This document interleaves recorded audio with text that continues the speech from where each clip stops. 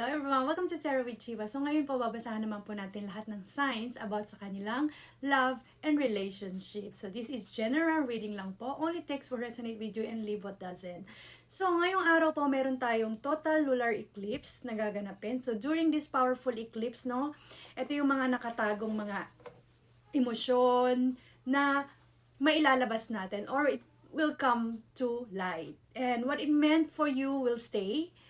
And what is not aligned, no, will gently parang surrender or fade away siya. So this is not ordinary energy. This is karmic, no? This is destiny.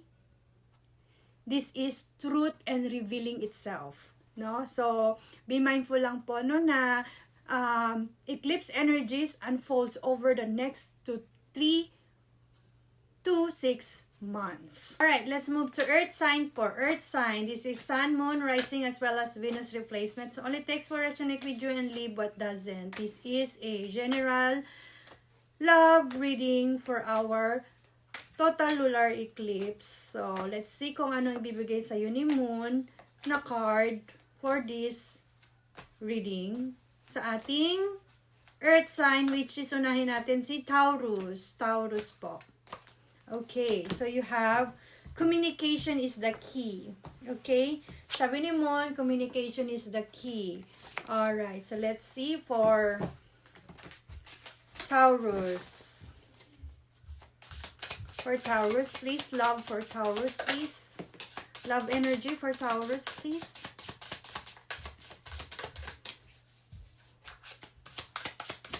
Very intuitive and higher inner, mukhang malakas ang iyong pakiramdam. It's very spirituality mode ka.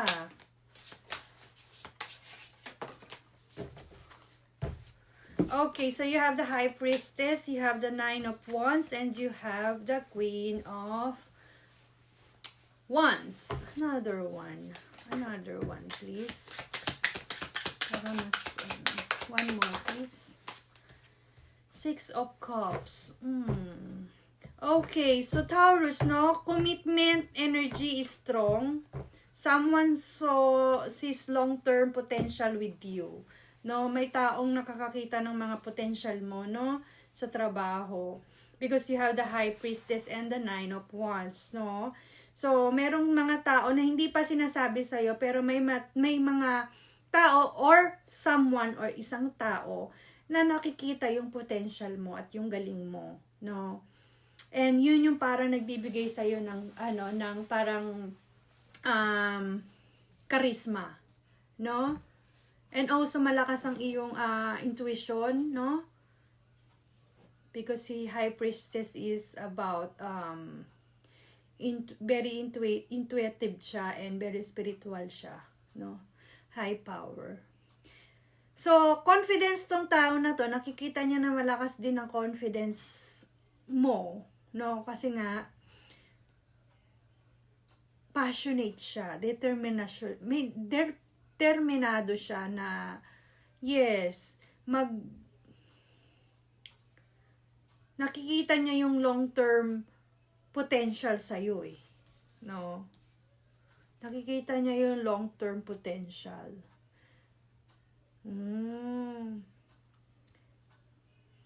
And nakikita niya yung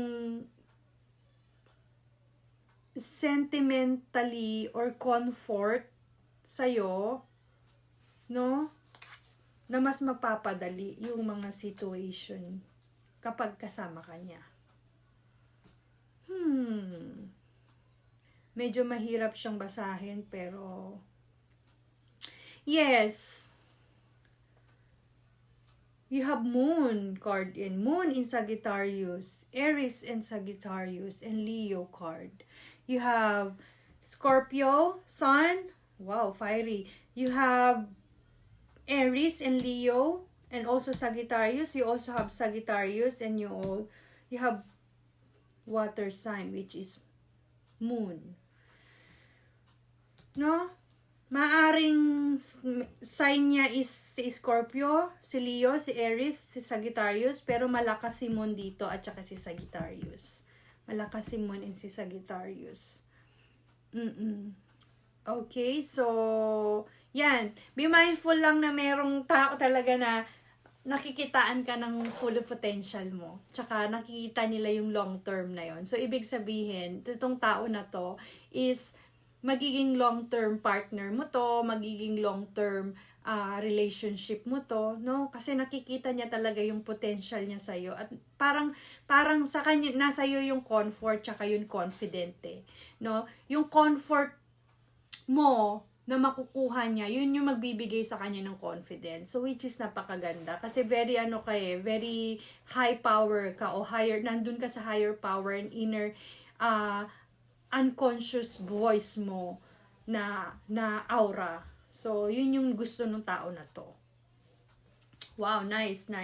So, communication is the key, no? Kung dumating tong tao na to, malamang, 'di ba? Baka ito na yung tao na to, or kung hindi pa naman is 'di ba? Kung mayroon ka namang karelasyon, 'di ba? Only text mo na lang kung ano yung nilalabas ng energy natin ngayon sa'yo. Okay, let's tignan natin. Bigyan kita ng isang card, no? Oh, yun nga. So, ang advice sa'yo dito is suriin ang sariling goals at priorities mo. No? Planning bago kumilos or clarity, no? Which is may clarity ka naman eh. Pero suriin mo pa rin, no? No, kasi hindi naman pwede yung isang tao lang yung susundin mo or susundin ang situation mo, no? So, yes. So, that's your reading. And let's move to the next sign. Okay, let's move to Virgo. So this is Sun, Moon, Rising, as well as Venus placement. Only text more is in the video and leave what doesn't. This is general love reading for our total lunar eclipse for today. So you have your dreams needs a practical plan. Okay, full moon in Taurus. Your dreams need a practical plan. Let's see. Ano yung iyong love? Or ano yung mga practical plans na to about your relationship, no? Let's see. This is for Virgo. Alright. Okay, let's see. Virgo, love energy. Anong love energy ni Virgo? Wow, ang dami binigay. Okay. You have a 9 of Cups, you have a Wheel of Fortune, you have 3 of Wands, you have 5 of Swords, you have the Moon, and you have the 5 of Wands. Okay, obviously you are analyzing this connection deeply. No? Stop overthinking lang, no? Kasi parang sinasabotage mo daw yung sarili mo kapag nag-overthink ka. So, competition challenges, no? May mga competition challenges ka about love. But, no? Gamitin mo yung iyong sariling intuition, no? Yung iyong... okay. So, because may mga secret na nakatago. Paano ko ba ito isasabihin ngayong total lunar eclipse? Kasi masyadong totoo yung binibigay na energy talaga eh. Okay, dito muna tayo sa'yo, no? Sa'yo muna tayo. So, kontento ka kung anong relasyon meron ka ngayon, no? Ito yung sinasabi sa'yo ng 9 of Cups. Kontento ka because nakukuha mo naman yung emotional support mo kahit papano. Hindi man 100%, pero kahit papano. Pero may mga changes of cycles din. No? Sorry. Nag-choke ako. Sorry. But, in the other hand, merong tao na parang merong gusto or merong mga tao na may conflicts, no? May conflicts, may mga argument or mga aggression, medyo stress ang bibigay sa'yo nitong taong to, no? Sorry to tell you, to say this, no? But this is the energy na lumalabas. Only takes what resonate with you, no? And then, may mga sikretong nakatago because you have the moon here. The moon is represent kasi yan ng iyong illusion, intuition, and secrets. No? So, merong mga. And then, it's about competition and challenges, no? I don't know, kayo na ang mag-ano nito, kung anong klaseng competition to. We're talking about love, so, competition about love, maybe merong third party na nagaganap, or merong third party na naganap, no, Virgo? But, no, this is the chance to, because you have the Wheel of Fortune, for you, this is the time to do not overthink about it, and the truth already clear in your heart, no? So, alam mo na yung mga nangyari, mga naganap or magaganap. Alam mo kasi malakas yung intuition mo eh. So you already in the situation ng release, no? Or may mga unexpected event man na dumating sa iyo. You already progressing it and nag-growth ka doon dahil you have the 3 of Wands. Nag-growth ka doon, no? Nag-growth ka doon, no? Dito sa karmic lesson na to. No? Kung hindi pa naman, better to release it now, better to just wag mo nang masyadong ibigay yung talagang totally na iyong time, yung iyong alam mo, yung emosyon, sayang, 'di ba? Kasi ito may sikreto. Hindi maganda yung intention nitong tao na to sa iyo. No. Medyo may pagka-selfish siya doon sa part. May pagka-selfish siya. No, Virgo. No. Yes, may pagkasikreto siya. But let me clarify the 5 of Swords. I want to clarify the 5 of Swords. Let me clarify the 5 of Swords. No?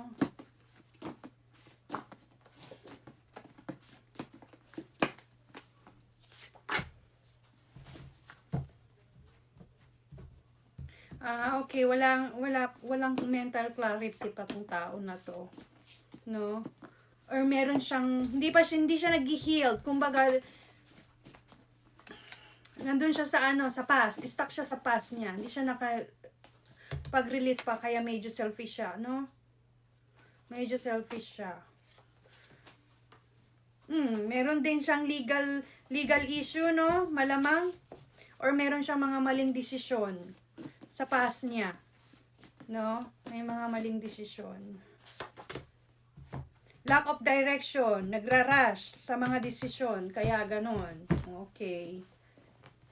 No? So, be mindful lang, no, na may ganitong tao na maaaring pumasok sa'yo or nandyan na yung energy sa'yo. So, be mindful lang. But, don't worry because you are in a situation na nasa 9 of Cups and 3 of Wands ka na. And then, you have the Wheel of Fortune, which is, this is your new opportunity, your new change, your new cycle. So, ibig sabihin nito is, kahit ito man yung fate mo, you still have the luck here, no? So, parang transformation to eh. You are entering to a period of growth and evolution. So, be open to a new opportunities sa iyong love. Okay? So, that's for Virgo and let's move to the next sign.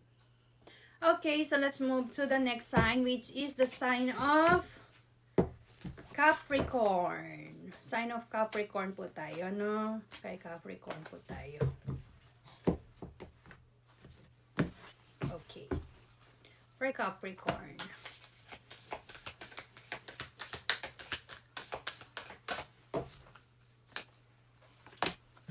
So you have step out of your comfort zone. North Node. Wow. Step out of your comfort zone because you have the opportunities and I think merong mga pag step out pag naka North Node, which is this is a good karma, no? Good karma si North Node. So let's see. For love, no, this is Sun, Moon, Rising as well as Venus replacements. Only takes what resonate with you and leave what doesn't. This is a general love reading. Today, as we reading this, March 3, sa ating total lunar eclipse. So, you have the 4 of Swords, like I said kanina, no?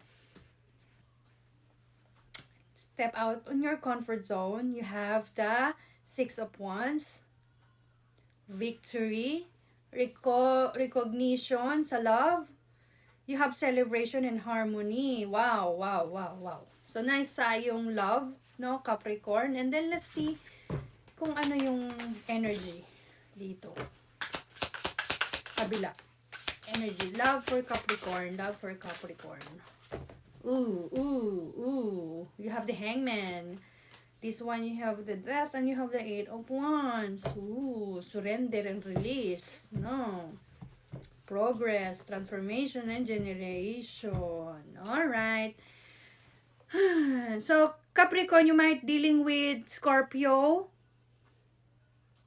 and Sagittarius. This person is currently in a transformation or nandun siya sa ending of cycle, no, itong tao na to. So, and you are in a energy of rest, recovering, no, as well. No, may darating sa'yo because you have the Eight of Wands, which is may darating sa'yo movement or mga desisyon, suddenly change, no, sa'yo, sa iyong love life, might be, oo.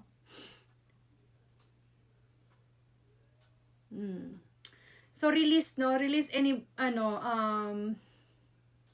release itong mga mabibigat na energy na ito, no, but you're currently protecting your emotion, no, you are protecting your emotion.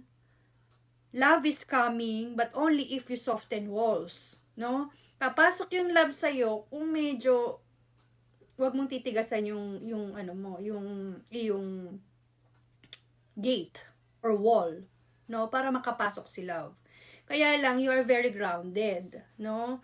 You are very grounded. But, diba? You have the celebration and harmony, which is you're gonna be so much happier because parang victory, may victory ka sa love, recognition sa love, you have success sa love, no, magkakaroon ka ng reward sa love, basta i-open mo lang yung sarili mo sa new opportunities when it comes to relationship or love, okay? So, yeah. No, and then yung mga tao na because bumalik na si Saturn, which is your ruler planet, no, bumalik na siya, so talagang binibigyan niya ng mga karmic lesson yung mga tao na hindi na para talaga sa ating mga tao, no. So, kailangan inire-release talaga nila na universe yung mga taong hindi na kailangan sa buhay natin, no. But strongly sa ating mga Capricorn na nandiyan, strongly dahil kay Saturn, no? At saka kay Neptune. Because you have Neptune, you have Mercury here. Wala ka mang Saturn dito. May Saturn ka ba dito? Wala. More on you have Jupiter and Venus, which is puro lucky lang. Puro abundance when it comes to any part of your situation. But in the other hand, in negative side, no, may mga energy ka dito na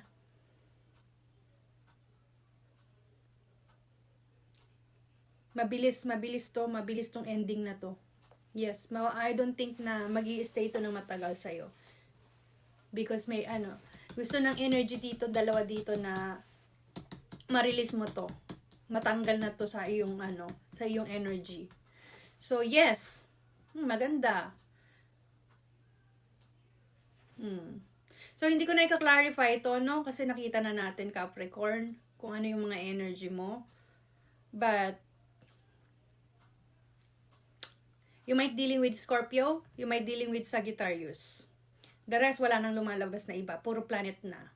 And then your energy is Jupiter energy and Venus energy. No? But you have to, sabi nga kanina, kung gusto mo talaga ng abundance and love, lumabas ka sa iyong comfort zone. Sinasabi ni Moon dito, step out of your comfort zone, no? So, that's your reading, Capricorn, and let's move to the next sign. So, that's your love reading for total lunar eclipse. And I hope nagustuhan nyo at naka-resonate po sa inyo ang ating mga readings today. And maraming salamat po sa pag-comment ninyo at sa inyong pagfa-follow sa aking account. And please comment, I am being asked to stop trying so hard and just be it. Ibig sabihin po nun, i-release natin. Ulitin ko po, comment nyo po dyan sa baba na I am being asked to stop trying so hard and just be it. Thank you and see you in my next video.